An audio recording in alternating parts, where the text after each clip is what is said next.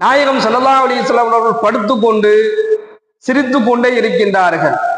அவன் திட்டுறதையும் அபூபக்கர் பார்க்கிறாங்க, என்னடா இப்படி திட்டிக்கிட்டு இருக்கிறான்னு. நாயகத்தை அல்லாஹ்வுடைய தூதரையும் பார்க்கிறாங்க, அவங்க சிரித்த நிலையில படுத்திருக்கிறாங்க. அந்த யூதன் திட்டிக்கிட்டே இருக்கிறான், அவன் திட்ட அமைதியா நிற்கிறாங்க. ஒரு கட்டத்துக்கு மேல கோபம் தாங்க முடியாம அந்த யூதனை அபூபக்கர் சித்திக் ரலியல்லாஹு அன்ஹு அவர்கள் திட்டுறாங்க. ஏதோ ஒரு வார்த்தை தான், ரொம்ப அதிகமான திட்டல, ஏதோ ஒரு வார்த்தையில கோபமாக ஒரு வார்த்தை அவனை பார்த்து சொல்லிடுறாங்க.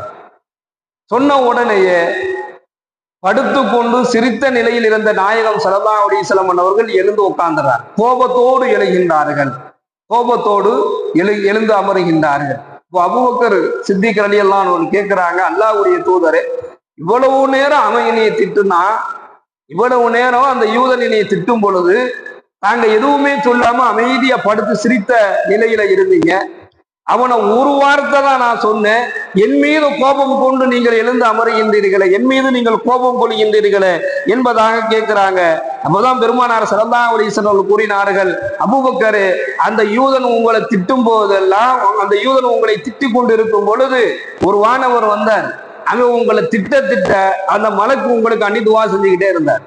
அவன் உங்களை என்னெல்லாம் திட்டுறானோ அவன் திட்ட அவன் திட்டுவதை கேட்டுக்கொண்டு நீங்கள் அமைதியாக பொறுமையாக இருக்கின்ற வரையிலும் அந்த வானவர், அந்த மலக்கு உங்களுக்கு அணிதுவா செஞ்சுக்கிட்டே இருந்தாரு.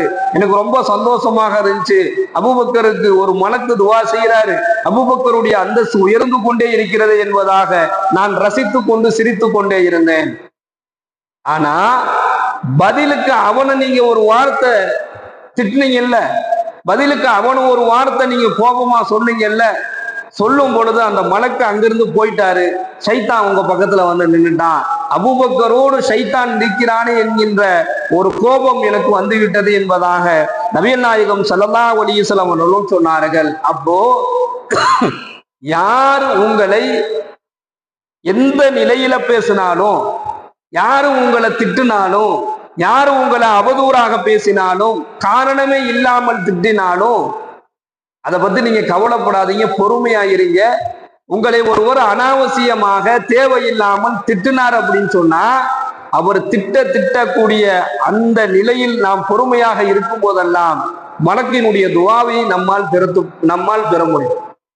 நாம திரும்பி பதில் பேசிட்டோம்னு சொன்னா அந்த மலக்கக்கூடிய துவா இல்லாம போயிடும். இன்னைக்கு நம்ம பார்க்கிறோம், என்னை அப்படி பேசிட்டாரு அதனால நான் சும்மா விடமாட்டேன் என்பதாக ஒரு வார்த்தை தவறாக பேசினால் அதற்கு 10 வார்த்தைகள் கோபத்திலே பதில் கொடுக்கக்கூடிய ஒரு நிலையில இருக்கிறோம்.